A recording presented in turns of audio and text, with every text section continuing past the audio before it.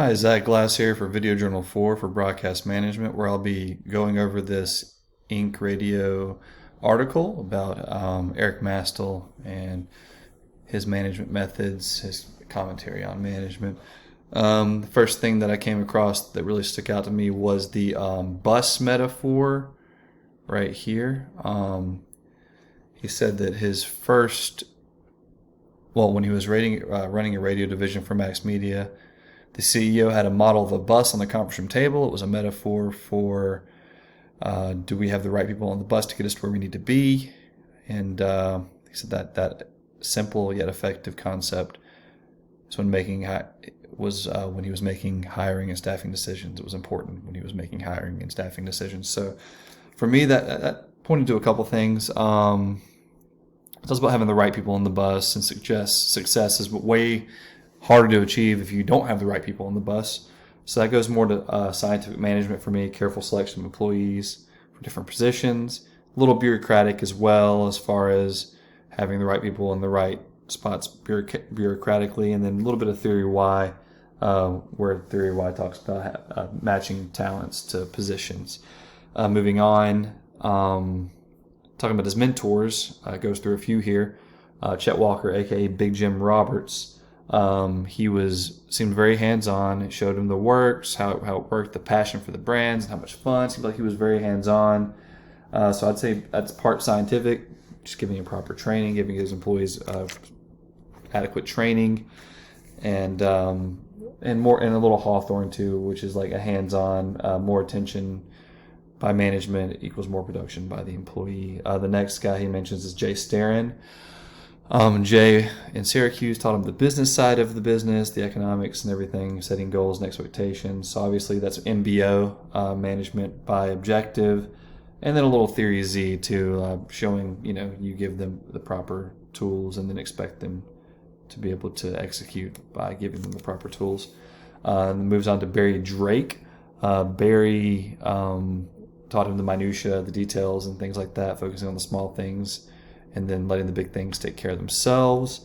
I guess it's more of a backwards systems management. It's more micro to macro rather than macro to micro, but that's his way of doing it. So I put more systems on there. Obviously, you could go ahead and put, he's very using some scientific methods, training him properly, and then being hands-on, more like a Hawthorne, more attention equals more production again.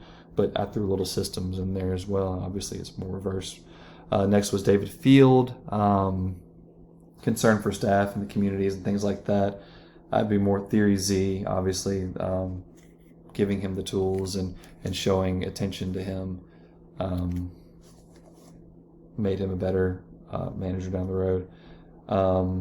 Moving on, he talks about what do you expect from people you manage. Obviously, this is more talking about the employees, but you can draw from his management style from this.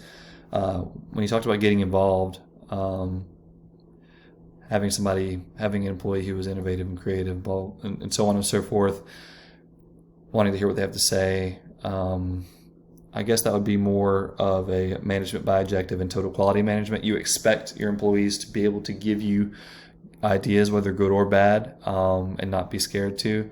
So you're not going to get to the good ideas without expressing all of your ideas. So that goes into TQM, and more, the objective is to give me ideas. So management by objective, his objective was for lots of ideas to come at him, and that's what his employees give him.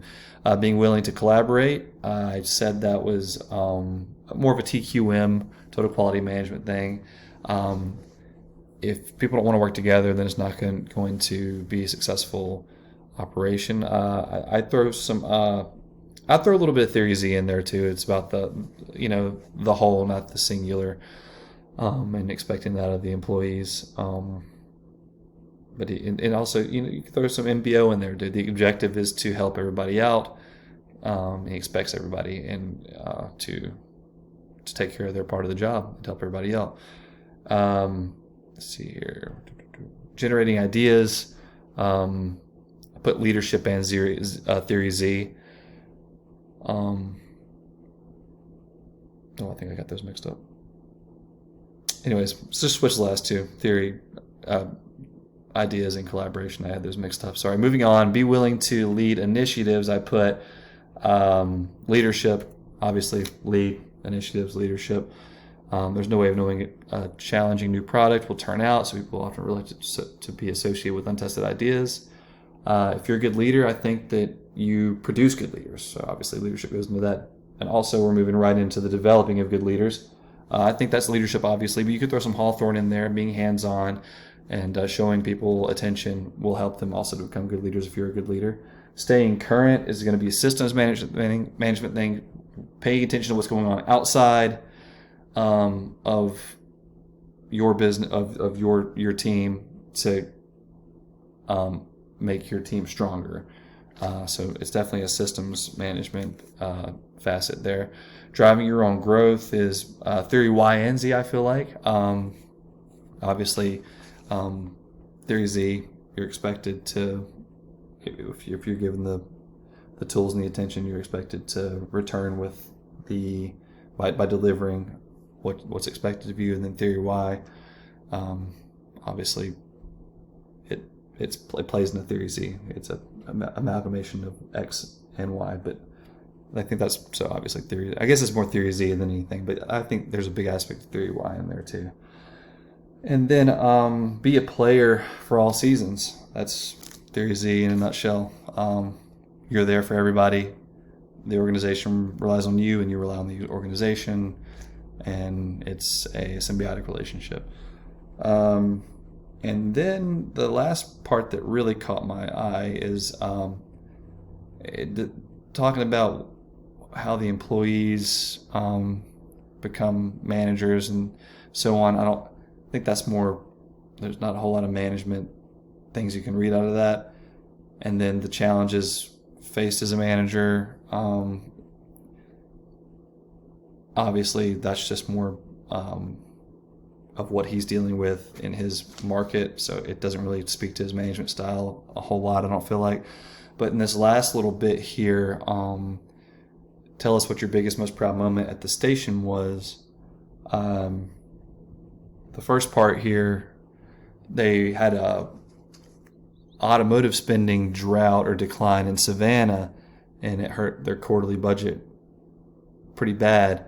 But they took a systems management approach and figured out new sales ideas, promotions, to work on additional events they could go to and help the salespeople buckle down, and then extra business calls. And then the next quarter, they were up by double digits to eradicate it made up for their quarter 3 miss. That was a systems approach for sure. They evaluated everything on the outside, more, like a SWOT analysis, and took care of the problems they were having internally via that route. And then the second part of this is they made great hires to assist them in that. That's going more scientific, right person, right job, and getting the bus going. And then obviously the last paragraph is all about being a good leader. Leadership and people skills are the most important part of management. So yeah, he sounds like a great manager. It seems like he integrates quite a lot of different management styles into a pretty effective, unique style of his own that seems to work great for him. His employees love him. I know I ran a little long like usual, so I'll be signing off. I'll see you in class.